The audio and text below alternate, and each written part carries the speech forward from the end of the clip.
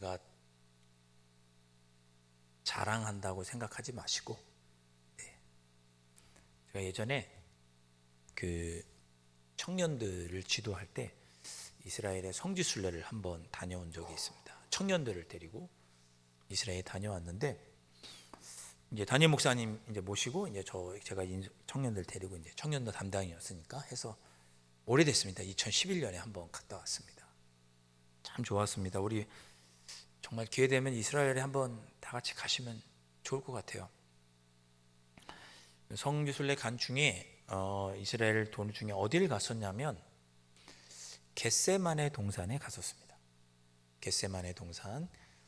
그 겟세마네 동산에 가면 예루살렘 딱 맞은편에 예루살렘 성 있고 밑에가 좀 계곡이거든요. 계곡 딱 맞은편에 있는 산이 감람산이고, 거기 중턱에 이제 겟세마네 교회가 있습니다. 겟세마네 교회가 있어요. 다른 이름으로는 만민교회 뭐 이렇게 되어 있는데, 만국교회, 모든 나라를 위한 뭐 그런 나라, 이런 교회다, 그런 뜻이 되겠죠. 거기 가면 예배당 안에 딱 들어가면 이게 한 4세기 정도에 세워진 교회인데, 그 예수님께서 기도하셨던 바위가 딱 있습니다. 그래서 기도하고 싶으시죠? 네. 점심을 너무 맛있게 드신 것 같아. 네. 거기 가면 정말 이렇게 울타리가 쳐 있어요. 들어가지 못하도록 울타리가 쳐 있고, 우리 강대상보다 조금 좀 낮게 크기로 바위가 있습니다. 거기서 예수님께서 기도하셨다는 그 바위가 있고, 그 뒤에 이렇게 강대상이 있습니다. 다 그 앞에서 이제 무릎 꿇고 기도하죠. 예수님 생각하면서. 그리고 예배당을 딱 나가서 딱 오른쪽을 보면 뭐가 있느냐? 감람나무, 올리브나무죠. 올리브나무, 감람나무가 심어져 있는 정원이 있습니다. 그 중에 어떤 나무는 2000년이 더 됐어요. 2000년 가까이 됐었나 그때 당시에. 그러니까 학자들이 말하는 거죠. 아마 이 나무는 예수님께서 기도하실 때 그 옆에서 예수님께서 기도하는 소리를 듣고 있었을 것이다. 네, 그렇게 이야기합니다.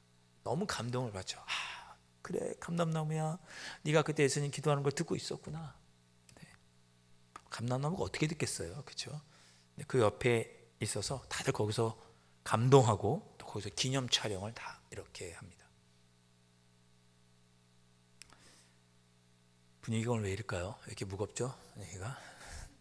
제가 감람나무에서 감동받은 게 좀 못마땅하신 건 아닐 테고. 자, 오늘 제가 겟세마네 동산, 오늘 예수님께서 거기서 기도하셨죠. 우리에게 아주 뜻깊은 장소입니다. 근데 문득 그런 생각이 들었습니다. 겟세마네, 예수님께서 기도하셨던 그 겟세마네 동산이 좋은가, 아니면 에덴 동산이 좋은가, 비교를 한번 해봤습니다. 겟세마네 동산이 좋은가요? 에덴 동산이 좋은가요? 마음속으로 한번 대답해 보십시오. 여러분은 굳이 가라고 하시면 에덴 동산으로 가시겠어요? 겟세마네 동산으로 가시겠어요? 마음속으로 대답해 보십시오. 네.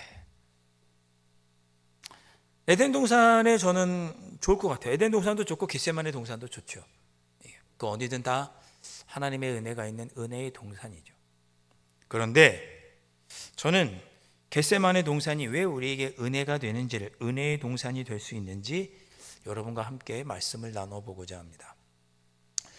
여러분 혹시 주변 사람들에게 그런 오해나 또 그런 말을 들어보신 적이 있으실까 모르겠네요. 위선자야, 당신은 위선자야, 그런 얘기 들어보신 적이 있습니까? 제가 이것도 예전에 말씀드렸나 모르겠는데, 지도하는 청년 중에 찬양팀, 오늘 찬양팀 목사님이 우리 호산나 찬양팀 찬양 인도하는 것처럼 청년 예배 시간에 이렇게 찬양 인도를 했어요. 근데 찬양 인도하는 청년이 여자 인도자였거든요. 청년이었어요. 근데 그 청년의 여동생이 있어요. 무슨 말씀인지 아시겠죠? 찬양을 인도하는 찬양 인도자가 여학생이었어요. 청년 자매였어요.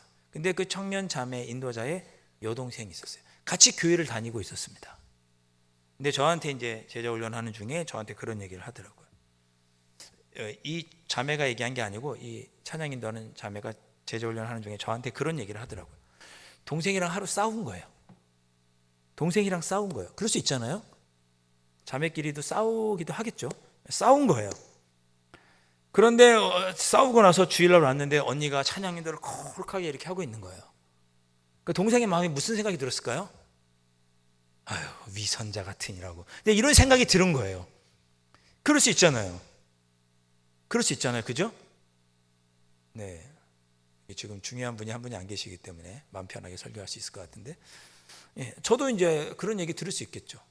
예, 거룩한 옷을 입고 이렇게 있지만 이 위선자, 교회에서 직분 맡고 있고 뭐 그런데 위선자, 그 얘기를 제자 훈련 중에 동생과 그런 다툼을 하고 그런 얘기를 들은 적이 있다, 그런 얘기를 저에게 했었습니다. 여러분 사시면서 그런 얘기 들어보신 적 없냐고요? 위선자 같으니라고. 교회 다니는 사람이 왜 그래? 목사가 왜 그래? 그러고도 목사야. 제일 듣기 싫은 말이에요. 네. 성경에 보면 하나님의 택함을 받은 사람들 다 멀쩡해 보이지만 멀쩡하지 않았습니다. 이런 표현이 적당한지 모르겠는데 멀쩡하지 않았어요. 영적으로 실패도 많이 하고 부족하고 연약한 사람들이 하나님께 선택을 받아서 쓰임을 받았습니다. 왜 그럴까? 하나님은 왜 그런 사람들을 들어서 사용하셨을까? 아브라함, 이삭, 야곱, 다윗, 베드로, 사도 바울, 막달라 마리아, 라합, 멀쩡한 사람 같고 신앙의 영웅 같지만 사실 어찌 보면 이 사람들은 자식을 제물로 바친 참으로 매정한 사람입니다. 여러분 아브라함이 이삭을 제물로 바치잖아요.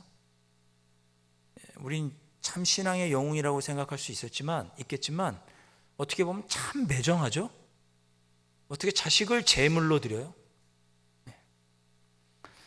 이들은 형제 사랑에 우애도 없었어요. 인정도 없었죠. 야곱 인정 없었잖아요, 형에게. 그 팥죽 그냥 주면 어때? 근데 왜 장자의 명분을 꼭 받아? 인정 없죠. 우애하는 게 없었어요. 기생 라합 부끄러운 직업을 가지고 있었고 음란하기도 했죠. 다윗도 마찬가지고요.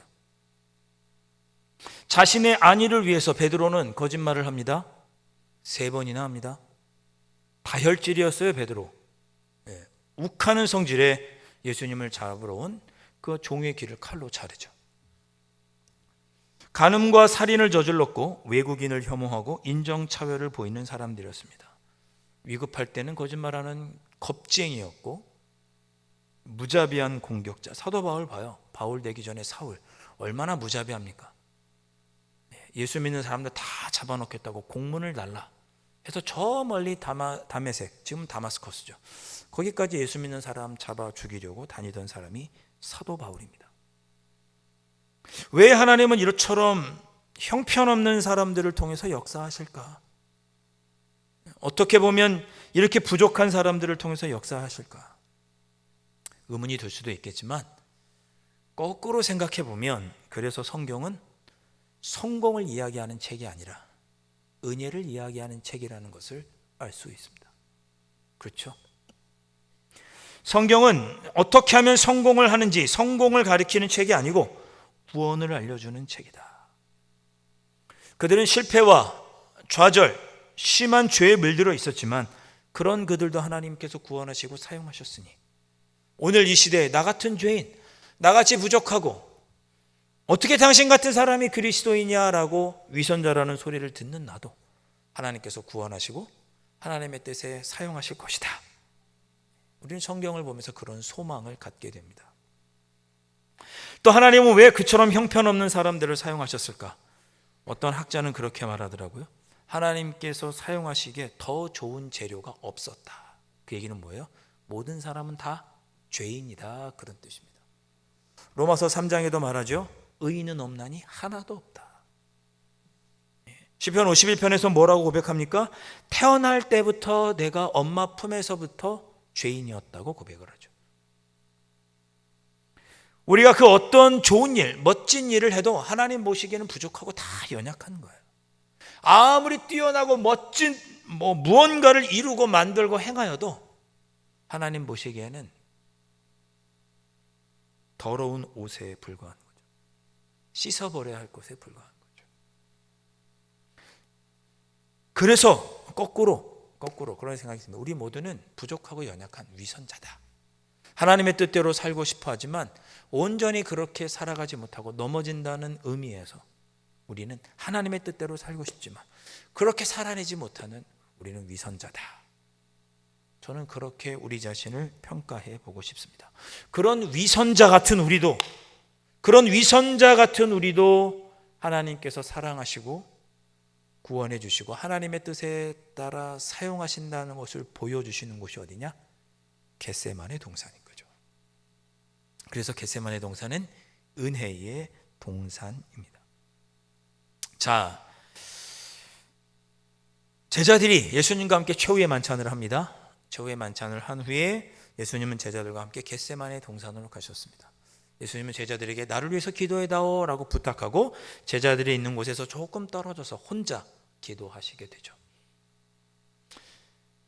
홀로 떨어져 조금 기도하실 때 그 예수님의 마음이 어땠을까요? 이 예수님의 인간적인 모습이 아주 잘 드러나죠. 모든 사람들을 구원하기 위해 십자가의 길을 가셔야만 했지만 그 길이 힘들고 어려우셨어요. 얼마나 고통스러울지 예상이 되셨죠. 처절한 고뇌를 하셨습니다. 37절과 38절.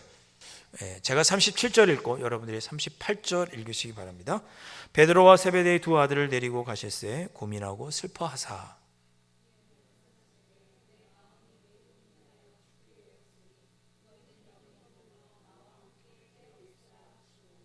아멘. 37절에서는 고민하고 슬퍼하셨다. 38절에서는 매우 고민하여 죽게 되었다. 예수님의 입에서 그런 말이 나왔습니다. 여러분, 예수님도 그런 말을 하셨어요. 죽겠다. 못 살겠다.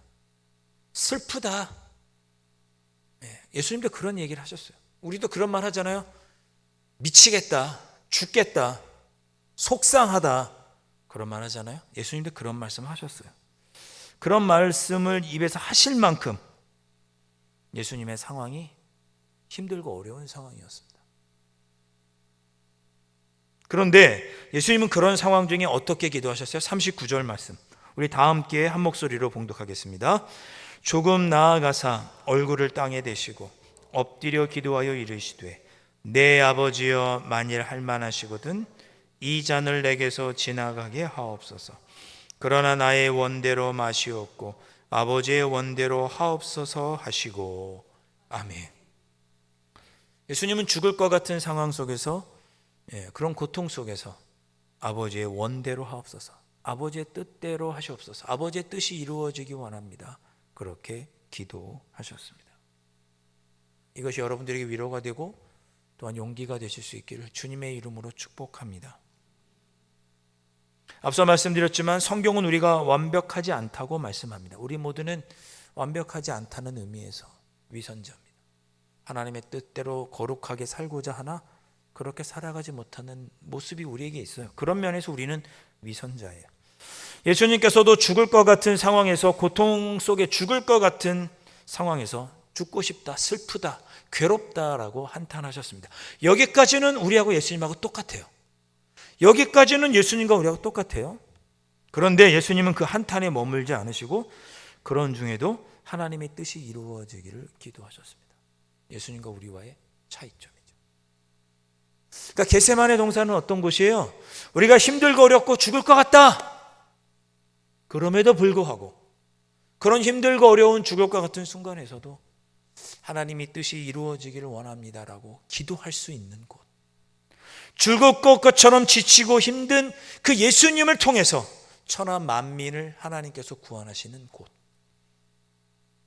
힘들고 어렵다고 늘상 우리 삶에서 이야기할 때 그런 우리를 하나님께서 사용하셔서 하나님의 뜻을 이루어 가신다는 것을 보여주신 장소, 이 겟세마네입니다.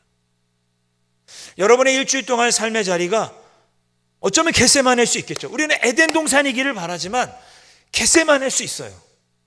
모든 것이 다 갖춰지고 다 좋은 그런 에덴 동산이기를 바라지만 우리가 사실은 겟세마네를 살아갈 수도 있어요.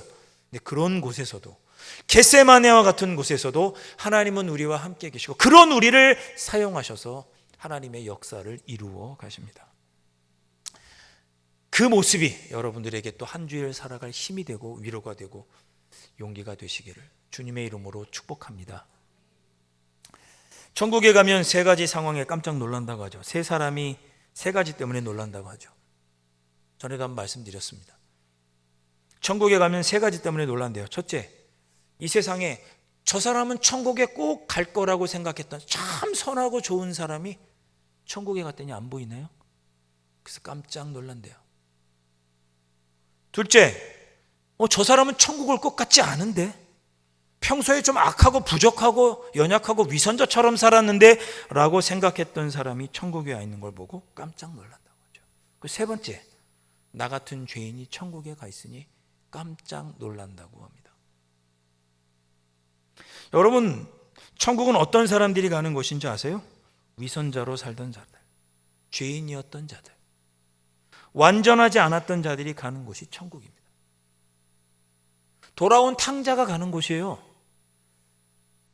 의사가 아닌 병자들이 가는 곳이 천국이고, 바리새인이 아닌 세리가 가는 곳이 천국, 나 같은 죄인이 가는 곳이 천국입니다. 나같이 부족하고 죄인 같은 나를 하나님께서 사용하셔서 하나님의 뜻을 이루어 가신다는 것을 보여주신 곳이 겟세마네 동산인 거죠. 이 한 주간 여러분의 삶의 자리가 혹시 겟세마네와 같다 할지라도, 에덴 동산이면 좋겠으나 겟세마네와 같다 할지라도, 그런 나의 삶을 통해서도 하나님은 일하시고 하나님은 역사하시는 줄로 믿으시고, 아니 그걸 보시고 그 안에서도 하나님을 기뻐하며 찬양하며 주님의 뜻을 이루어드리며 살아가시는 그런 한 주간을 살아가시는 여러분들 되시기를 주님의 이름으로 축복합니다. 자, 하나님, 그 한 주간 내 삶이 비록 겟세마네와 같다 할지라도 제가 그곳에서도 하나님의 뜻을 이루며 살겠습니다. 결단하는 마음으로 우리 함께 찬양하고 삶의 자리로 나아가도록 하겠습니다.